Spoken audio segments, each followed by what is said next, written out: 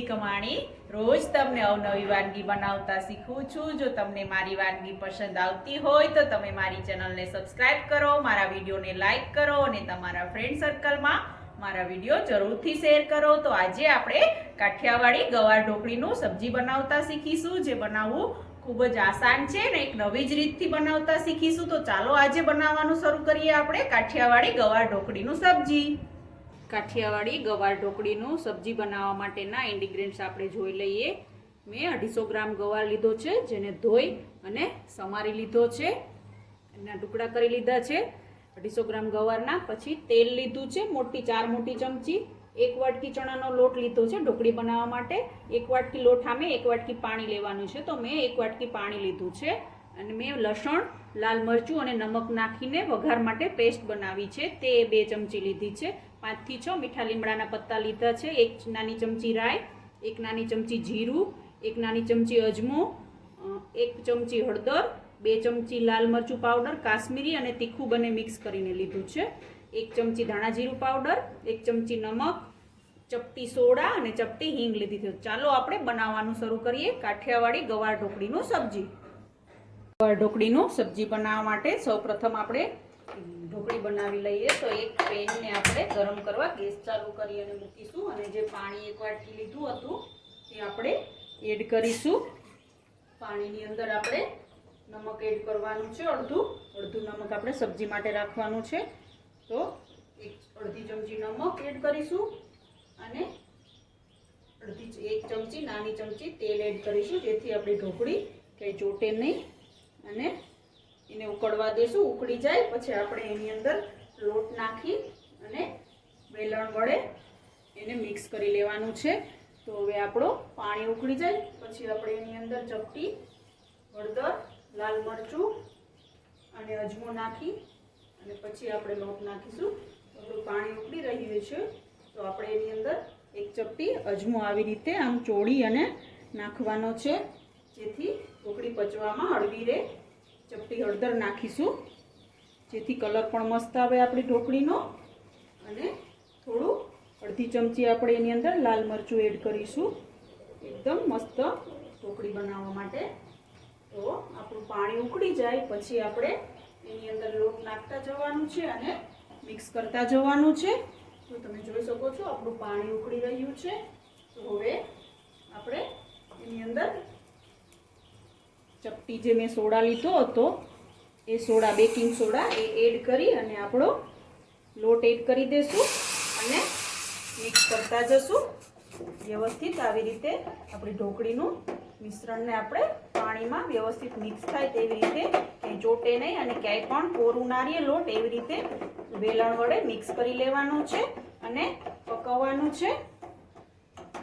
આવી રીતે આપણે બધો જ લોટ વ્યવસ્થિત રીતે મિક્સ થાય, ઢોકળીનો લોટ વ્યવસ્થિત રીતે મિક્સ થઈ જાય તો એવી રીતે આપણે એને વેલણ વડે આવી રીતે મિક્સ કરી લેવાનું છે અને થોડી વાર માટે પકવવાનું છે। ગેસની ફ્લેમ સ્લો રાખીને પછી આપણે એને ઢાંકણ ઢાંકી અને 2 મિનિટ માટે રહેવા દેશું અને એને બાફવા માટે મૂકી દેશું। પછી આપણે એની ઢોકળી બનાવી લેશું એક થાળીમાં તેલ લગાવીને।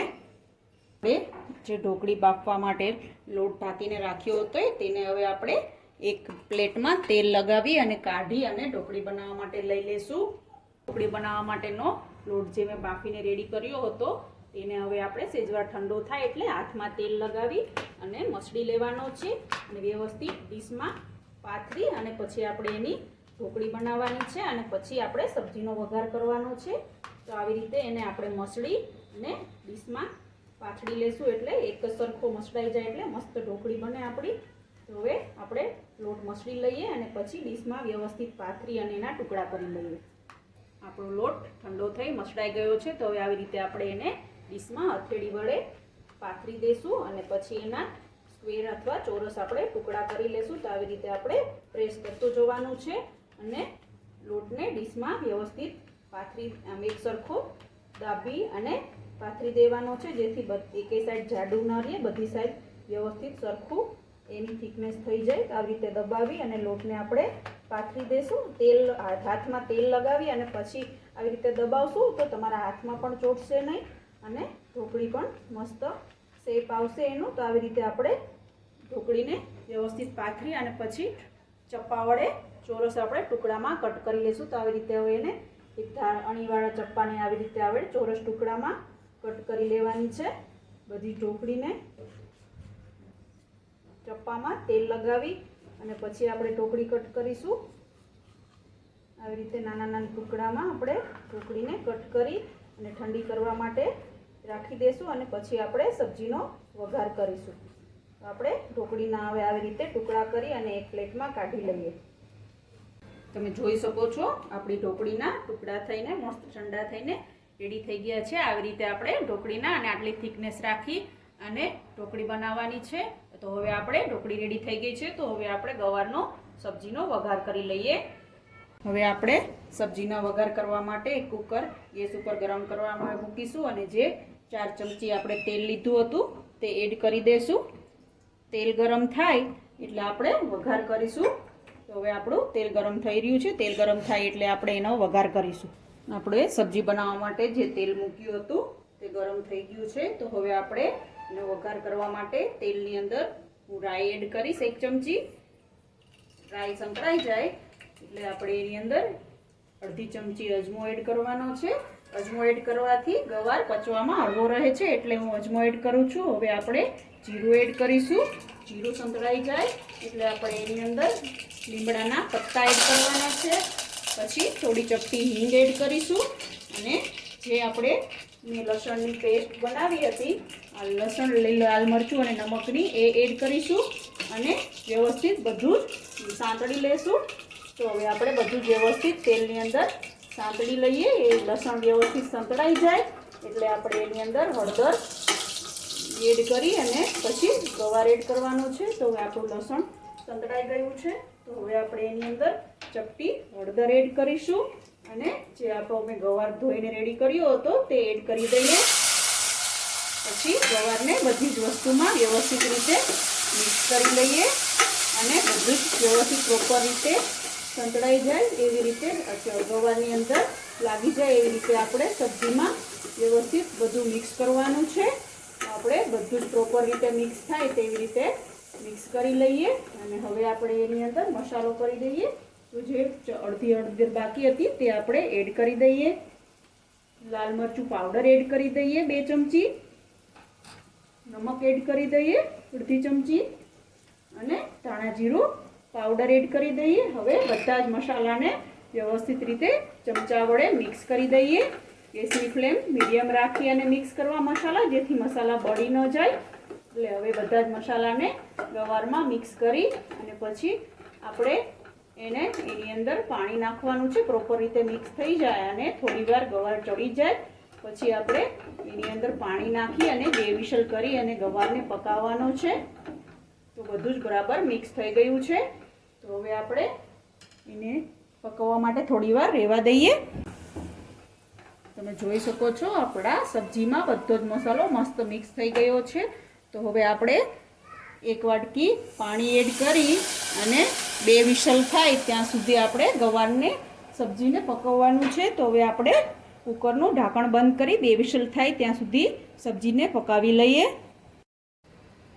સબ્જીમાં ગવારની સબ્જી ગવાર ઢોકળીના સબ્જીમાં આપણે ગવાર જેટલો લીધો હોય એનું 2 ગળું પાણી નાખી અને સબ્જી પકવવાનું છે. તો મેં 1 વાટકી ગવાર હતો તો મેં 2 વાટકી પાણી નાખ્યું છે. તો તમે જોઈ શકો છો આપણું પાણી ઉકળી ગયું છે. તો હવે આપણે ઢાંકણ બંધ કરી 2 વિસલ થાય ત્યાં સુધી સબ્જીને પકાવી લેશું.